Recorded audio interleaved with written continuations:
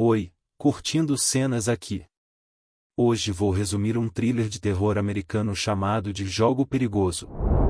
Spoilers à frente. Fique atento. Jesse e Gerald são um casal de Nova Orleans que está passando por uma fase difícil. Jesse é uma mulher gentil de meia-idade, enquanto seu marido é muito mais velho e egoísta. Eles estão indo para uma casa isolada no lago no campo para uma escapadela de fim de semana particular. Como o casal não faz amor há meses, Gerald quer ter certeza de que ele realmente fará amor. Bem. Assim, sem o conhecimento de sua esposa, ele embalou 2 algemas e junto com um pacote de Viagra na bolsa. Ao longo de sua jornada, eles encontram vários maus presságios. Eles se deparam com um cão vadio faminto alimentando-se de um atropelamento enquanto o rádio relata uma invasão em um cemitério próximo. Perdido na estrada. Jesse resolve picar uma carne e dar comida para o cão. Enquanto Gerald está no quarto se preparando para a noite, tomando seu Viagra. Ele olha para si mesmo no espelho por um longo tempo, sem saber se ele pode agradar sua esposa. Lá fora e a repreende, dizendo que a carne que ela deu para o cão é muito cara. E de quando o coração de sua esposa é generoso. Jesse tenta fechar a porta atrás dela, mas Gerald não pode esperar mais para fazer amor com Jesse. Então eles o deixam aberto. Jesse muda para um novo vestido de noite e remove sua etiqueta. Quando Gerald chega de cueca com as algemas, Jesse fica um pouco surpresa, mas decide ir junto. Em seguida, ele segura as 2 mãos dela nas cabeceiras da cama. Ele então toma outra pílula de Viagra. Depois de tudo configurado, Gerald tenta realizar sua fantasia mais selvagem. Enquanto ela grita em voz alta para obter ajuda. No entanto, Jesse, que ficou muito desconfortável neste ponto, se recusa a fazer amor. Ela diz a ele para parar e soltá-la, mas ele continua a realizar sua fantasia doentia. Irritada, Jesse grita com ele e o obriga a parar. Isso faz com que os dois entrem em uma discussão acalorada e Gerald a acusa de nem mesmo tentar reacender seu romance. Jesse diz a ele que esses jogos não vão salvar seu casamento e pergunta novamente.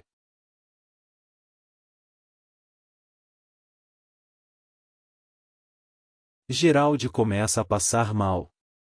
E tem um ataque cardíaco, e cai em cima dela. Enquanto ela tenta desesperadamente ajudá-lo, para que não morra. E ele cai da cama. Ele morre, enquanto ela está presa na cama, algemada. Aterrorizada, Jesse grita por socorro. Várias horas se passam e, atraído pelo cheiro do sangue de Gerald, o cão vadio entra na sala. Jesse tenta assustá-lo, mas o cão desafiador morde um pedaço do braço de seu marido e senta para comê-lo. Gerald de repente se levanta e começa a falar. Jesse fica aliviada e pede a ele para soltá-la rapidamente. Enquanto ele fala, Jesse percebe que o cadáver ainda está deitado. Que o homem falando com ela é apenas uma alucinação dela. Ele também chama. Ela é uma covarde por fugir da realidade e criar verdades alternativas e manifestar fantasmas. Jesse aperta a mão de uma das algemas e finalmente se liberta. Mas quando ela se vira para confrontar Gerald, é revelado que Jesse ainda está algemada às cabeceiras da cama. Na cena seguinte, as 2 alucinações começam a interagir uma com a outra. Gerald menciona que a mão dela não vai caber na algema, mas a falsa Jesse acredita que ela pode. Ela também encoraja a verdadeira Jesse a tentar.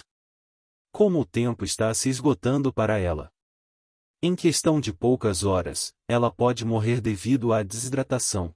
Só então, ela percebe o copo de água que Gerald havia deixado na prateleira mais cedo. Jesse inclina a prateleira e desliza o copo para a mão direita. Ela consegue agarrá-lo, mas não consegue trazer tudo. o caminho para a boca dela. Sem opções, ela discute o assunto com seus amigos imaginários. E eles a lembram da etiqueta que ela colocou na outra prateleira. O plano funciona, e Jessie finalmente consegue beber um pouco de água usando a etiqueta, que ela transforma em um canudo. Enquanto isso, o cachorro termina de comer um pedaço do braço de Gerald e começa a buscar outro para si.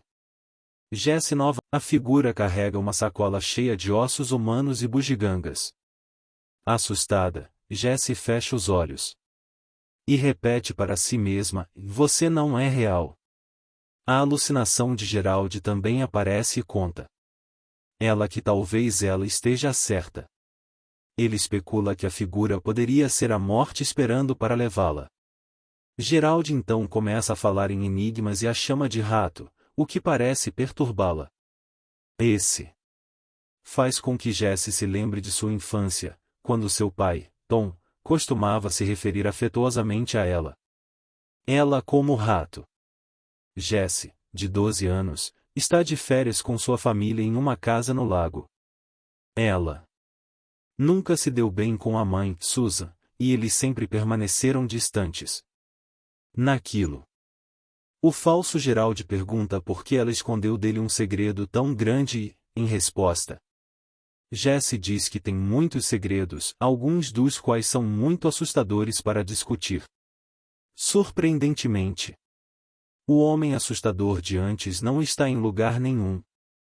Mas o cachorro sombrio está de volta. Ele está com mais fome do que nunca e está procurando por mais carne humana para mastigar. Jessie fecha os olhos novamente e começa a reviver sua infância. O que ele fez?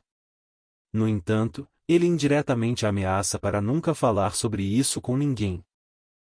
Esta é a principal razão pela qual Jessie não confessou o incidente a ninguém. Mais tarde, no flashback, toda a família se senta para jantar, onde Tom conta a todos que ele e Jessie se divertiu muito. Ele também zomba da garotinha, dizendo que eles terão um passeio semelhante. De novo.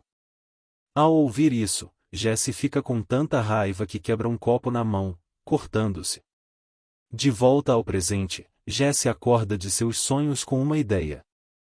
Ela olha para cima. O vidro mantido na prancha.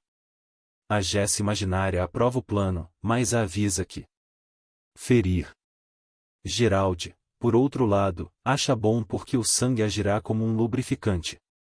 Ele avisa uma última vez, ao que Jessie responde que não tem outra opção. Ela reúne coragem, quebra o vidro e depois decepa a mão com ele. Assim que ela começar a sangrar, ela puxa a mão com toda a força. Isso lhe causa uma dor inimaginável. Apesar do revés, Jessie não desiste. Ela percebe a chave para ela. Algemas e de alguma forma consegue recuperá-lo. Por fim, com a ajuda de sua boca, ela finalmente se liberta completamente. Todo o seu trabalho duro finalmente valeu a pena. Depois disto, ela imediatamente se enfaixa para estancar o sangramento. Ela também tenta beber um pouco de água, mas vomita por causa da desidratação severa que seu corpo está passando. Ela pega a chave do carro e sai. Quando de repente, ela percebe a mesma figura gigante de antes. Sem pensar muito. Depois de dirigir por um tempo, ela novamente começa a ter alucinações por causa de fadiga extrema.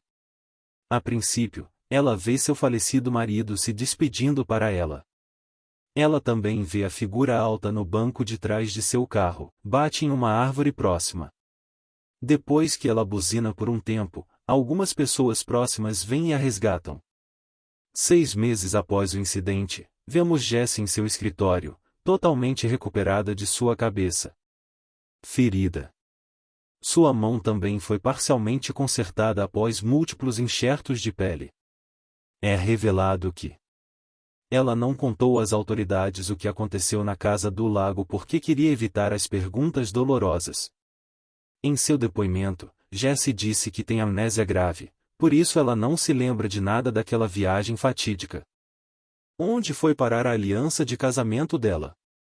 Ela realmente entregou a um fantasma que ela pensou foi a morte dela? A pergunta que nem mesmo os policiais ou repórteres no local conseguiram responder. Com o dinheiro do seguro, Jessie criou uma fundação para ajudar os jovens a se recuperarem de seus traumas. Um dia, ela vê um homem de aparência peculiar chamado Raymond Joubert na primeira página do jornal. É revelado que ele é um notório assassino em série que mata pessoas e as despe de seus valiosos ornamentos. Ele foi acusado de outros crimes hediondos, como vandalismo em cemitérios, canibalismo e até necrofilia.